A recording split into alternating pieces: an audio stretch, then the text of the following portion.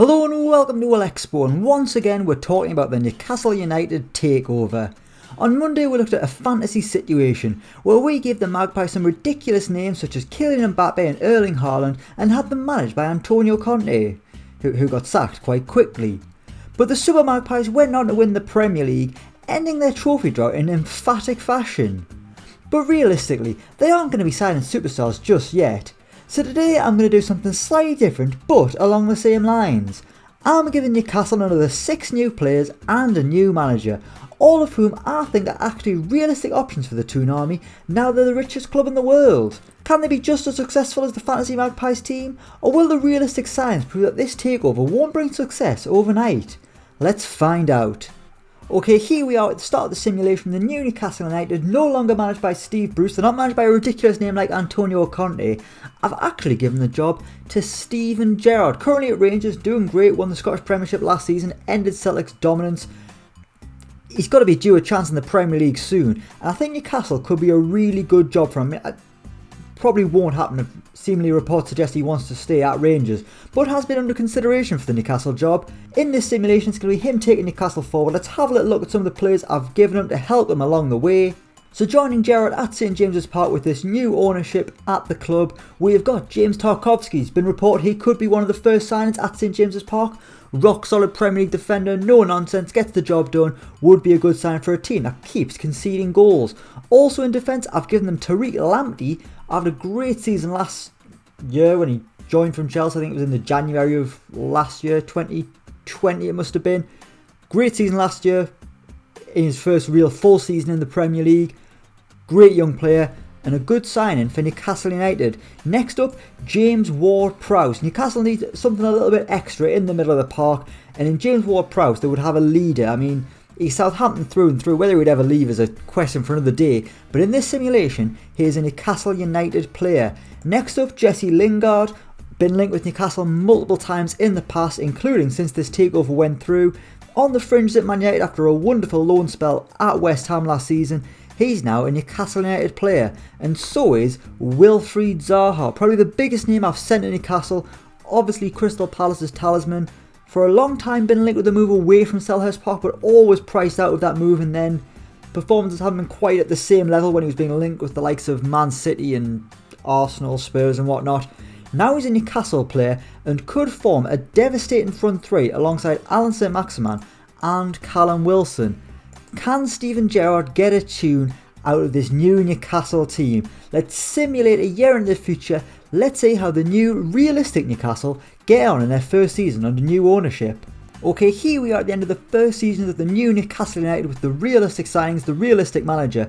And interestingly, they've done better in the first season than the fantasy side did. The fantasy side came 11th with 46 points, but the realistic sides have broken into the top 10. They've came 9th with 52 points. They were only 4 points off getting into Europe. They were 4 points shy of Arsenal and Leeds, who came 5th and 6th respectively. I mean, the top 4 were miles ahead of everyone. Chelsea winning the title with 90 points, then down in 4th is Man United with 80.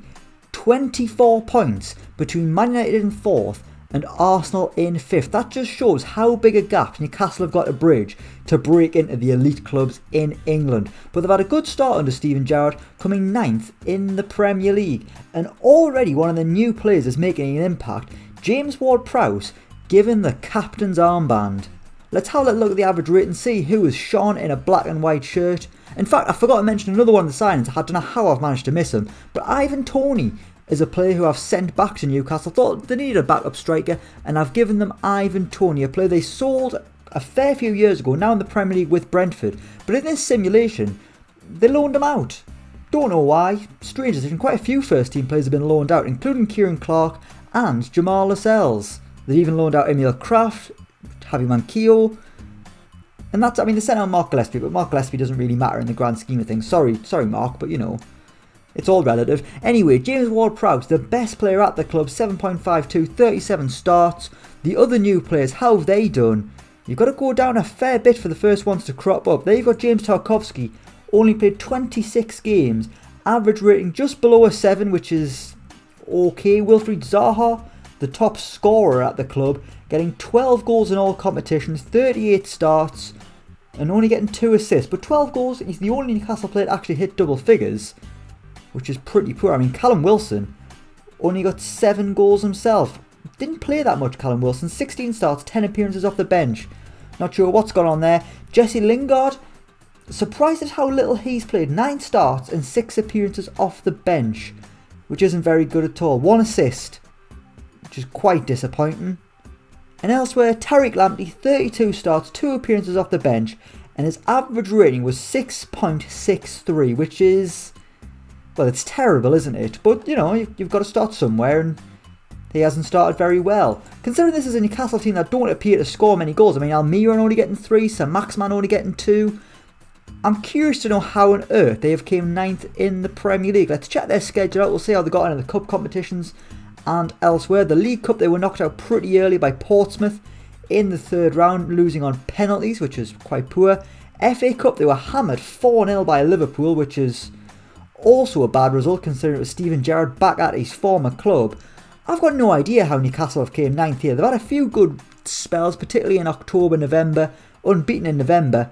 Did they get any big wins over the season? Let's have a little look. The first major win was away to Chelsea on the 19th of December. Wilfried Zaha with the only goal. Wilfried Zaha with a wonderful score and run over Christmas. 4 goals in 3 games. Any other big wins? They got a big win at home to Manchester City. 1-0, Callum Wilson with the goal. They beat Arsenal in February. 1-0 away from home. Junior Moraes with the goal. Must be another new signing there. One I didn't put on. They beat Tottenham 2-1 at home. So a double over, well, not a double. I was going to say a double over North London sides. I mean, they're not the same team, so it's not a double at all. Anyway, other big wins. Let's have a little look. That appears to have been it. They ended the season with a 3-0 defeat to Manchester United, ending the campaign with 52 points to put them in 9th position. Goal difference of -12. I'm going to have a little look at the table in a bit more detail. In terms of goals against, middle of the pack, 50 goals conceded. And goals scored, one of the lowest scoring teams in the Premier League. Only Norwich, Brentford, Crystal Palace and Aston Villa scored fewer goals than Newcastle. But Steven Gerrard, to his credit, has got off to a good start at St James's Park. A first season in the Premier League for Gerrard, and they have came 9th. Can he build on that in season 2? Will the realistic signings continue? Well, I was going to say can they continue to thrive, but really it was only really James Ward-Prowse who was doing a good job. Will the rest get the fingers out their arse and improve in season 2? Let's go another year into the future, let's find out. Right, here we are at the end of season 2, and Newcastle have gone slightly backwards. They finished 9th in the first season. This time they have came 14th with fewer points, only getting 44 on the board. Let's check them out, and there has been a change in the dugout. Steven Gerrard relieved of his duties by PIF. Instead, he has been replaced by Sean Dyche. Let's check his players out, see who have been the stars. And once again, it is James Ward-Prowse, the captain, who has been the best player at the club.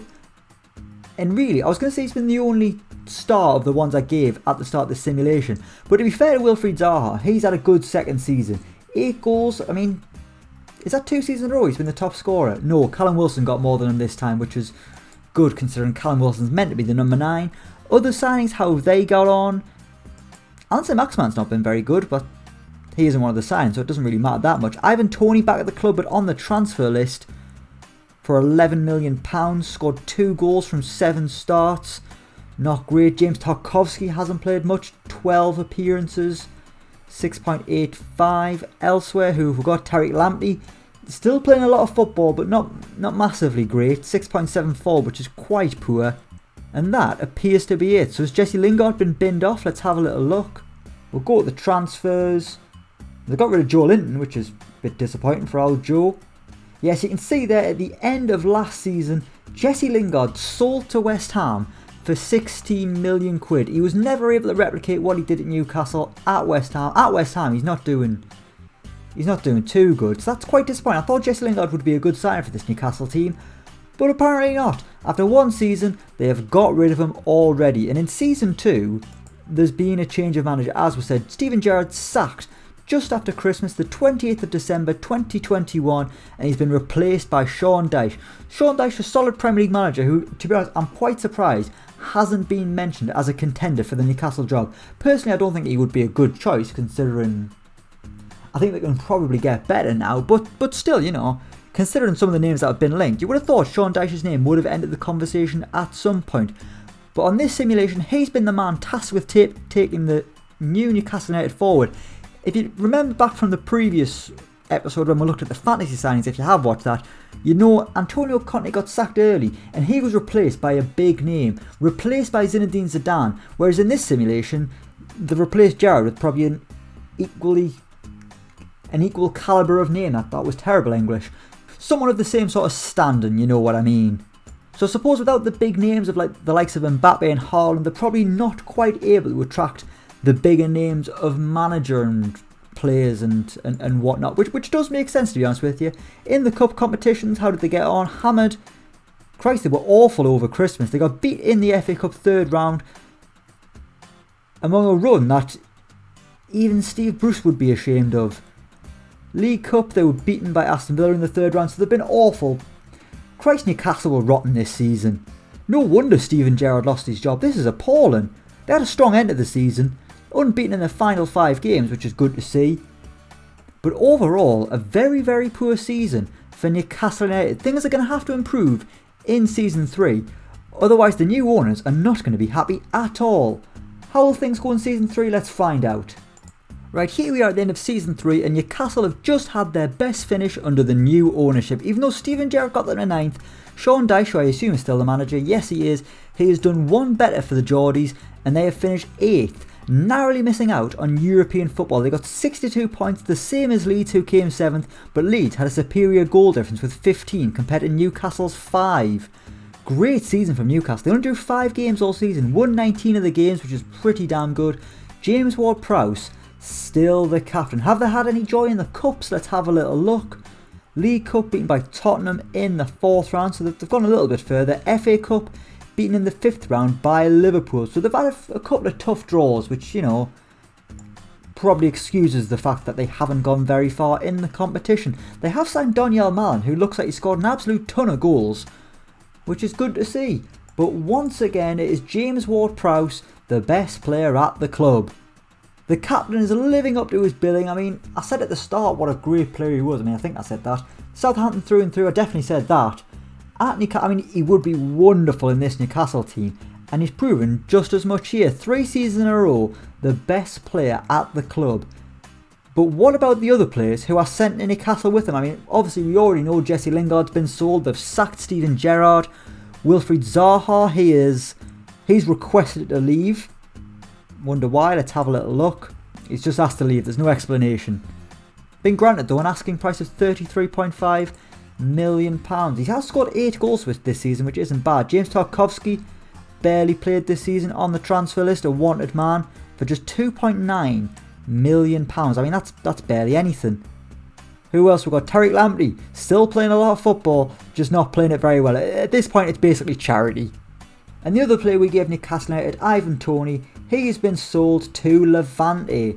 So after 3 seasons, while Newcastle are doing pretty damn good in 8th position, it's still only James Ward-Prowse who is thriving. Tariq Lamptey not very good. Wilfried Zaha wants to leave. James Tarkowski is probably going to leave. And Steven Gerrard is collecting his P45. What I'm going to do now is I'm going to go 2 more years into the future. At that point we'll have had 5 years of this simulation. I'm just going to go another couple of years. I don't think it's worth doing it year by year, because already the realistic signings, their influence other than James Ward-Prowse is totally waning. Let's go 2 more years into the future. Let's see what happens by 2025. Right, here we are 2 years into the future, and the past 2 seasons have been bloody brilliant for Newcastle. In 2024 they came 6th in the Premier League, qualifying for the Europa League, and this season they have done it once again. 6th in the Premier League, above Arsenal, above Everton, above Leeds, above Leicester, above some big teams, and just 1 point behind Manchester United. Let's check the Magpies out. They are still managed by Sean Dyche, and their captain is still James Ward-Prowse. Have they won any trophies in this time? Let's have a little look. FA Cup, they made it to the final. They were beaten in the 2025 FA Cup final, which is, it's a bit of progress at least. It's close to a competition at least. Carabao Cup, they haven't came close, but that's fine. Let's check the players out. Let's see, out of the 6 players I sent there, let's see who is still at St James's Park. Obviously James Ward-Prowse is, he's no longer the best player. He's been trumped by Dejan Kulusevski, a man who joined Newcastle in the fantasy signing simulation. The Swede is now the best player ahead of James Ward-Prowse, but I mean James Ward-Prowse is still second, which is nothing to be sniffed at. Elsewhere though, everyone else has left the club. Let's have a little look at the transfer history. Newcastle have been spending big money in recent years. I mean, last season, £232 million, their biggest spend. Let's see who's been binned off. Let's see when they went, where they've gone. Wilfried Zaha sold for buttons, to be honest with you. £3.2 million to Torino. And Tariq Lamptey, despite not being very good, has gone to Manchester United for £33.5 million. What about James Tarkowski? Where has he gone? Can we find him? Has he gone? Has he just packed in football completely? There he is, sorry, couldn't see him for looking. Gone to Bordeaux for £3.1 million. So after 5 seasons, James Ward-Prowse is the last man standing. The only one of the 7 people are sent to St James's Park. The new owners, I've given them some sensible signings, and it is only JWP, who I don't think anyone ever calls him ever. He's the only one who has thrived at St James's Park. In the fantasy edition, Mbappe was great, Haaland was great until he was sold. In this one, it's only James Ward-Prowse. But Newcastle have shown steady progression. Last season they came 6th, making it in the Europa League. This season they came 6th once again. And in the Europa League, they made it to the second round, where they were beaten by Borussia Dortmund. Beaten in the FA Cup final by Manchester City. Not bad. Bit of progress, but this has been a much better season. Sean Dyche is doing what Steven Gerrard couldn't. He's a realistic appointment who is doing okay. It wasn't my appointment, not who I picked. I picked Gerrard, he was crap. Left after a season and a half. But Newcastle, with their realistic signings, within 5 years have cracked the top 6. Even with the fantasy signings, I mean, they did win the title after 3 seasons and did come second in the final season. But I mean, even with the realistic signings, they weren't far behind. Although the realistic signings weren't very good.